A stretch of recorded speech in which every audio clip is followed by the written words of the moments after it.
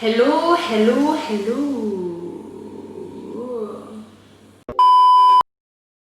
Hi.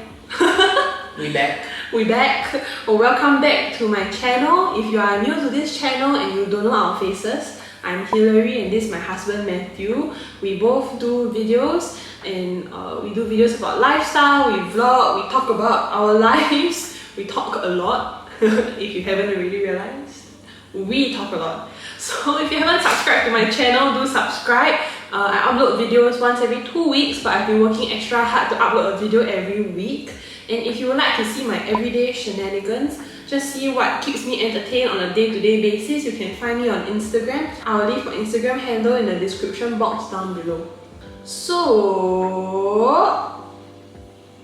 if you don't know why we're here today, Click here. Now. Yeah, Do okay. it. Oh, there. Do it. Click it. And then come back here. Yeah, because we are doing a 2-part Q&A series and this is part 2. We are talking about love, about marriage, about relationships. So if you haven't checked out the video, like he said, click here or here, either one. And we will be doing part 2 where we'll be talking a little bit more about marriage related questions today. Previously, we talked a bit more about our relationship phase, how we met, the more juicy bits. Yeah.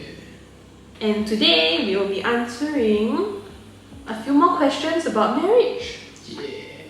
I think as a disclaimer, but we are not marriage experts. We are far from experts. But what we can share from is from our own experience and how marriage has been for us more than anything. Yeah. Alright. First question. Why did you get married at such a young age? Very good question. Many people have asked this question. Many. So, for context, I am 24 this year. He is 28. We got married this year lah. So, I guess you're young, I'm not. I don't know. Yeah, I would think that you... But actually, no, I feel like you're quite young also compared to the average guy age. I don't know. But I'm young for sure, I know. I think like we're young in the Singaporean context. Yeah. Yeah, but like I don't think it's super young to get married at like 24, 25-ish, 28. Yeah, young in the Singaporean context. Yeah, so I know I'm young for sure because every time I tell people that I'm married, they'll be like, What? When did you get married? Huh? 24? Why? Yeah. I think honestly, to me, age doesn't really play that big of a factor. I mean, it does have an impact in the sense that we should be certain that we are of a level of maturity before we commit ourselves to marriage. And I think age is not so much a factor because I think then what we must really consider is the readiness to get married. And that is something that people reach at different ages. It's not fixed for everybody. But I think one reason why people have asked me this question is also because they often have this question as to why would I choose to tie myself down so young? Why not try some more? Maybe find someone better. Or build on my career first. Why now? So I think to me, I felt like marriage and all these other... marriage and career is not exclusive. Marriage and pursuing my own personal growth is not exclusive. In fact, I feel like in a marriage, I also get a lot of support to pursue my own personal growth, and he also reflects to me how I can pursue my personal growth better. So I feel like that is something that honestly, I feel like age doesn't play that big of a factor. And in terms of why not try some more, I like this one. Mostly, I think it's about finding someone that you're comfortable with, that you trust, that you are certain of, and then to commit to this person. What about you? This question is directed at you, not me. I don't think I'm that young. Okay, but anyway, I agree with the portion on how it's more about readiness and a certain level of maturity than it is about age. Of course, don't get married at 16 preferably. I think that there needs to be some time to explore the element the question of like who am I and all that before considering a marriage. And of course not everybody gets the luxury to really fully explore that area. But it's a good area to explore before getting married. And thereafter I also agree that it doesn't kind of like limit you like to your definition of how you see yourself, in that you can continue to grow, continue to explore this question in a marriage. And I think why I would be okay with getting married early is also because I think that marriage is such a big commitment, it's such a big area of your life, and the earlier you get to start on it, start working on it, and start building something good out of it, the better. You have more time to work on it. You can start working on this big part of your life a little bit earlier. So I guess why not? Yeah, that's true. And it's good also, right? Because get married young, can have baby earlier. That's what everybody's been asking, right? But we talked about this. No. But honestly, it's something that I feel like was also part of my consideration. I feel like personally for myself, I feel like I would prefer to have kids at a slightly younger age. I mean, not too young, but at least slightly earlier on in terms of health-wise, I feel like it would be beneficial. Yeah. Yeah? Yeah. Alright. Next question. How has your impression of love changed or not changed after getting married? I think the good thing is that when we were in a relationship, when we were dating, we already considered a lot about marriage and what it would entail, what does it mean. So I think as a result of that, our understanding of love at that point in time was rather okay. It's not perfect, but I would say that it was rather developed and matured in that sense. So I think my impression of love hasn't really changed that much, but rather what we are going through now in marriage has affirmed a lot of this understanding of what love is. So I think love in the current context, I think we talk about it a lot in terms of feelings and attraction, but these are not wrong. I think it's perfectly normal to consider like the feelings that you have for the other person, the attraction, how much you want to be with this person. All these things are valuable, but I wouldn't say that it is all that there is to love lah. I think love is really about commitment. Love is about sacrifice. And I've shared this in another video actually, in our small talk video. If you haven't checked it out, you can check it out somewhere. Yeah, so I did share that I feel like love is really not just thinking about your best days, but thinking about the worst case scenario. Sounds very morbid, but thinking about the worst case that both of you will have to go through together, and ask yourself whether or not you are willing to stand by this person. And I think it's in the marriage vows. It is something that you are committing yourself to, and it's not like feelings and attraction I feel like it's not enough to tide you through these tough and difficult times. Yeah.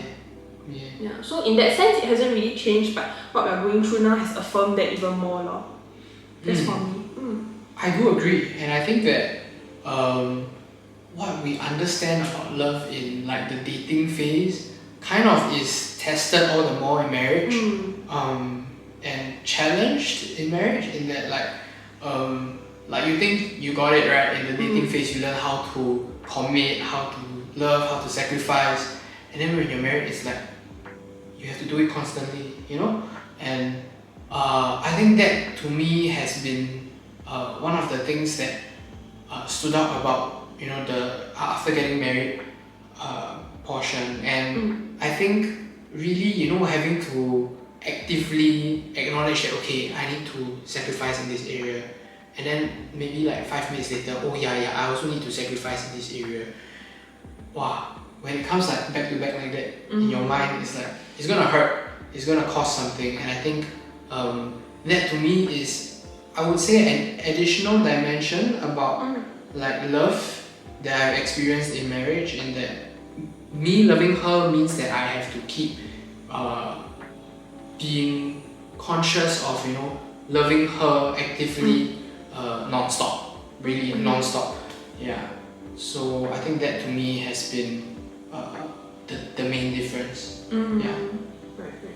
And the next question is, how did your past relationships, family culture play a part in your relationship? Okay, so I have been attached before, he hasn't. I was attached before I came to know God, before I became a Christian, and I think for me, those past relationships were quite different from the one that I have with Matt, in the sense that the purpose was a bit different. Like I think in those previous relationships, I wasn't very clear of like why I wanted to be in a relationship, why was I in a relationship. So as a result of that, I felt like there were a lot of hurts, both me hurting the other party and the other party hurting me. So these hurts that gathered, I think it did play a part in our relationship, in the sense that these were things that I had to process, I had to not carry over into our relationship, because I think I had a lot of assumptions about what a relationship was going to be like based off these past experiences, which are not always true, because I mean not every person is the same. It doesn't mean that like I experienced this particular hurt in this relationship means it will definitely occur again in my next relationship, my current relationship lah. So that was something that I struggled with very, very much, and I am still struggling with it right now. I dare say that I haven't processed it fully yet. Still in the process of going through it and working through it lah. And in terms of family culture, I think family does play a very big part. It does have a very big influence. More in the sense of like certain values that we have been taught in our previous families. What are things that we are taught to prioritize? What are things that we have been taught to hold on to? These are things that we continue to hold on to in our marriage. And sometimes there are differences. Sometimes they might not be compatible, so we work it out. Sometimes they are very complementary, and we continue to hold on to that. And I think we have learned very much from both our individual families in very positive ways, that we have decided that these are things that we want to continue to hold on to as we build our own family. So I think maybe some examples are that both our families are quite prudent in nature, like we value prudence, and so we continue to be as much as possible live a fairly prudent life, and I think that having this similar value has made it easier to make like financial decisions for us. One difference would be like how close a family needs to be in terms of like how often we talk, how often we communicate, how often we go out together. Her family goes out together very often. They spend a lot of time together. They're super tight.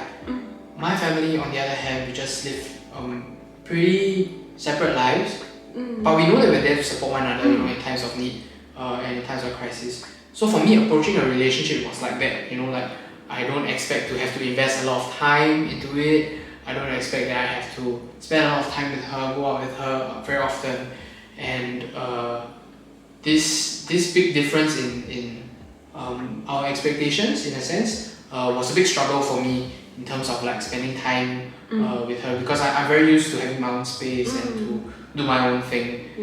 So that was a big change for me. So I think that affected us very significantly near the start of the relationship. Of course, this is something that, you know, over time I got used to, and I understood that there is value in spending more time together as well, and in growing that relationship in terms of the proximity, how often we talk, how much we communicate.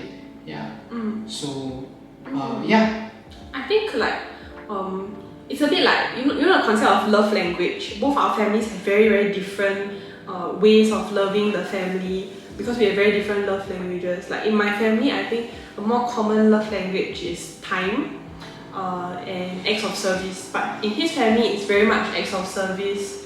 Very much acts of service. And not so much time. So I think in his family, like how they are close, but how that love and closeness manifests is by serving one another. So like to me that wasn't enough, in a sense. Like I felt like my love tank was very empty because like we didn't spend enough time together, because I'm so used to like having a family that spends a lot of time together as a way of showing love. Yeah, so yeah, I think that was like what he said, like one of the main differences. And I think that was not the only difference. I'm sure that there are some more, just can't really think about them offhand now.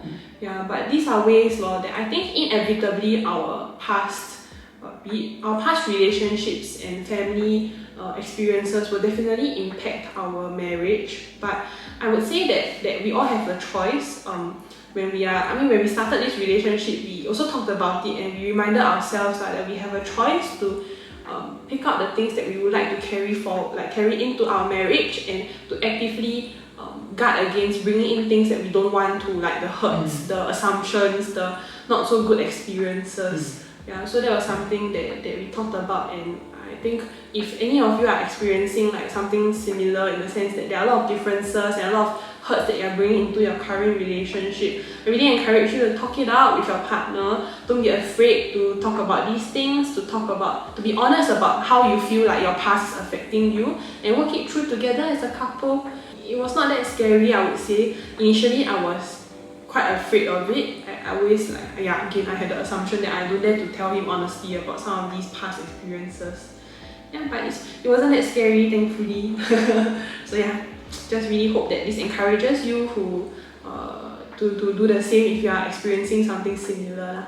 Yeah, so I was having this conversation with one of my colleagues, or ex-colleague, and he was sharing that in marriage, you get to build your own culture, and I think that's something that's very beautiful, in that you can choose the things that you as a family want to value, choose the things that you as a family feel that are important, and to build these things in the family.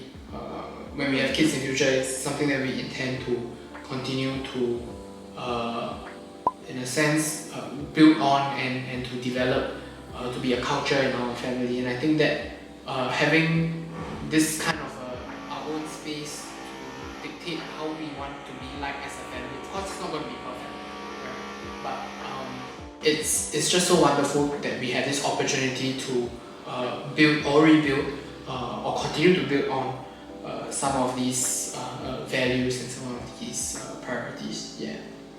So moving on to the next question, were there any moments that you doubted each other's love? This is a very deep question. I think inevitably, and it happens very often. Yeah, I don't know. It's it's a struggle, isn't it? To trust that the other person does love you and would love you as you are. Yeah. It's quite hard to believe sometimes, so it's, I guess, easier to assume otherwise. Yeah. I think it mostly stems out of insecurity, though, I would say. Yeah, I agree. Not so much that the other person, okay, at least for me, it's not so much that he hasn't done enough for our relationship or for me. Yeah. But rather out of my own insecurity, I feel like there are a lot of parts of me that aren't worth loving, in a sense. So I feel like, I think I always have this question of why would he love me in spite of my flaws? I don't know if that's the same for you. Yeah, it's the same. Yeah. Okay. I think a lot of it stems out of insecurity. Right. That doubt. Yeah. More than what the other person is doing or has done. Yeah. I mean, sometimes there are things that the other person does for you actively. Let's say today, Hillary prepares dinner for me. Tomorrow she gets me a glass of water. All these little things, they add up. But it's very easy to take for granted as well. And in the moments of insecurity, you just you don't think about them at all. Yeah. You're just oh, why you like that? Why you don't like that? Okay. I think that's also something that we have been learning to grapple with better, and also to always remember that something that he always tells me that we love not because but in spite. And it ties in very nicely with I think our understanding of love, which is to sacrifice and to commit. Because not everything goes smoothly all the time, and because we are such different people, we have different flaws. It's very normal that we have moments of like I cannot stand like what this person is doing, but because I'm committed, so I continue to love. So I think sometimes like when we are not on that receiving end when we are on the giving end of that love, it's very easy to make sense of like, okay, yeah, I love this person because I'm committed to this person. But when we are on the receiving end, then sometimes like, like why would the other person give so much to me, kind of thing. So I think that's something that we are still learning to grapple with, to learn and remind ourselves that we love not just because, but also in spite of. Yeah. Next question. Are your callings aligned, or do you think they have to be aligned? This calling thing is a little bit, I mean, it can be interpreted in different ways, right? Like some people see it as like a passion or a career calling. Some people see it as perhaps in a more Christian definition, then it's like specific callings that you feel God has given to you to live out in that sense. So maybe we can cover grounds by answering both. Career calling, I think we are quite similar, but not entirely like the same. In a sense that we both feel that in our careers, we hope that we can do something that is more people-centric. Yeah. We hope that our work can impact people lah. I think more specifically, people who are of slightly more disadvantaged backgrounds. So that's something that both of us are quite passionate about. Hence we both work in the social sector. So it's aligned in that sense, but I think how we specifically impact people in the work that we do can be quite different, because I mean there's just so many things that you can do in the social sector and it can impact people in very different ways. So I don't think it has to be the same lah. But I think it does help that it is somewhat aligned, and it's something that I feel was a contributing factor as to why both of us were drawn to one another in the first place. Because both of us see value in that, and we find that having this passion does speak of the other person's personality, correct? Values. Yeah, and that's why I feel like in that sense it was good to have. But would I say that they must be aligned? I don't think so. I don't think so. I think career callings doesn't have to be aligned. More so, it should be the values that are aligned, and these values can play out in very, very different ways. I agree. Perhaps for a more Christian perspective then, so to speak, I think that in terms of God's calling for people, it's always going to be the same, right? Like I think the Bible is clear that God's calling is really for all of us. And I do know that some people have specific callings, and I think that is wonderful. And I think that there are specific callings that do require you to find a partner who has a very similar specific calling in that sense. So say for example, if like you feel called to do missions in Cambodia, for example, then I think it would be wise to find someone who has a very similar calling. Otherwise, you might be going alone, and you have to be okay with being split up in that sense, right?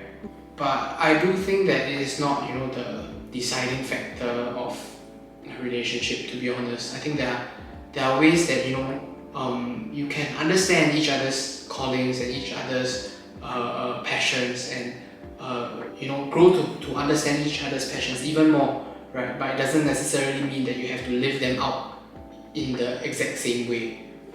So there are exceptions, but I think generally it doesn't have to be fully aligned. Because I think many in the Christian context, most of the callings that we received are rather complementary. I don't think they are, with the exception of some very specific callings that maybe require you to live your life in a very specific way, like to move overseas, then fine. I think that's something that would make a very big impact on your marriage life. So then that should be something that you consider. But I think a lot of callings are complementary and can be worked out. And in fact, I think in a marriage, then you can support one another in the different aspects that you are called to serve God in lah. And the last question. Easiest and hardest part about marriage? Very, very deep. Easiest and hardest part about marriage? I think there are a lot of easy parts lah, honestly. marriage is enjoyable. So hence why I say there are a lot of easy parts. I would say I think maybe one of the easiest part, what is easier in marriage as compared to when you are dating is your dating life. Like now you don't have to keep going out to hang out together. You have your own space. I mean for us, because we got our own space after we got married, so we have our own space to spend time together in. We can date at home, but at the same time we also date out. But we don't have to go home so late because we don't have to split up when we go home. So that would be something that is easier in marriage than in dating life, contrary to what people tend to think. Yeah. What about you? Easiest? I would say getting used to each other's dating habits. I think that was quite okay. That was really quite okay for me. Hardest part? I think I would be honest to say that I think one of the hardest things is thinking about losing him. Because I think in marriage, as we grow closer and closer together, it does get difficult to think that one day this marriage will end, in a sense that like either one of us will pass. I mean, if something happens earlier than we expect, then that will be very difficult. And I think it's something that I tend to think about a lot, maybe because of my work. So I always see very abrupt endings to marriage, and it can be quite sad. Yeah, so it's pretty hard. And yeah, I just think that it's something that all of us have to grapple with. It's something that all married couples have to face. It's a how do I put it? Good evil good. Bittersweet, necessary evil. Bittersweet, because in a sense, like when you find that it's difficult to lose this other person, which means that your marriage went well. I mean, you're close enough to this person to have that ache when you lose this person. So it's a bittersweet struggle. Yeah. Wow, that was deep. I didn't expect to share that also. Maybe a more shallow, difficult part will be household chores. I hate mopping the floor. Lol. Hardest part about marriage, I would honestly say the chores. Okay, it's not just the chores, right? But for me, it's been that I'm at home a lot more than her, right? So I do a lot more chores than her. Yeah. And then I think the hard part is being like not feeling that, hey, you also supposed to do half with me, that kind of thing. Why are you not doing half, that kind of thing. So to start comparing and to start being upset about calculative about having to do more. I think that's not easy. Okay, but I wouldn't say that's the hardest. I think the hardest would be having to love in a sacrificial way frequently and constantly. Just the essence of what you shared, actually. Which is, that's what I shared about earlier. And I don't know whether it's about, the guy taking the lead. And so how that translates into loving the other person above, myself, and always considering her above me. I think that is quite hard to do, to put myself second after her, Yeah. True. So we've come to the end of our part 2 of our 2-part Q&A series on love and marriage. Love. So if you haven't subscribed to my channel and you're interested to find out about the average Singaporean's daily life, or you enjoy listening to our voices as we talk a lot, like I said, we talk a lot. So if you haven't subscribed to my channel, do subscribe. You can also find me on Instagram, and we thank you for watching, thank you for supporting. If you have any other topics that you would like us to talk about, do leave a comment down below, or you can drop me a message on Instagram. And in the meanwhile, stay safe and take care. Bye!